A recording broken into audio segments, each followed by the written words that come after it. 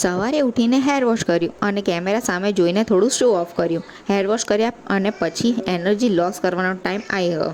તમારા લોકોના કબાટમાં પણ સુનામી આવે છે?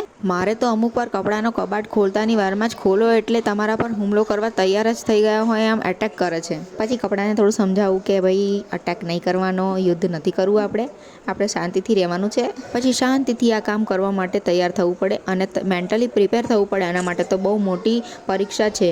આના માટે તો આમ મેન્ટલી એટલું બધું આપણે સ્ટ્રગલ કરવું પડે ને કે ભાઈ આ કામ પહેલાં કરવું પડશે આપણે. એટલે થોડું એન્ટરટેનમેન્ટ પણ જોઈએ એટલે હવે ડાન્સ બી કરી લીધો આપણે. બહુ અઘરું. મસ્ત કપડાં ગોઠવ્યા હોય ને જો 2 દિવસ પછી ફરી આવા મળે ને તો મગજ હલી જાય આપણું. તો ચલો હવે લવ્ય અને યશવી બી આવી ગયા છે મારી હેલ્પ કરવા માટે. વચ્ચે પાછું એક પાર્સલ બી દેખાઈ ગયું. એ કોલેબ્રેશનનું છે તો તમને પછી જોવા મળશે. હવે જો આટલી જ વારમાં મેં જોયું કેટલા બધા કપડાં ગોઠવી દીધા.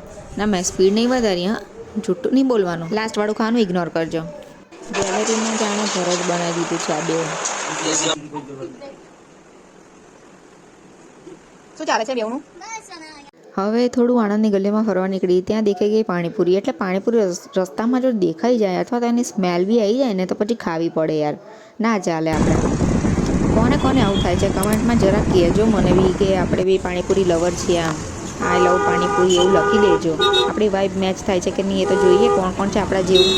ચલો તારે હવે આજના દિવસ માટે આટલું જ. મળીએ ફરી હવે નેક્સ્ટ બ્લોગમાં. આવા વિડીયો ગમે ને તો લાઈક જરા કરી દેજો.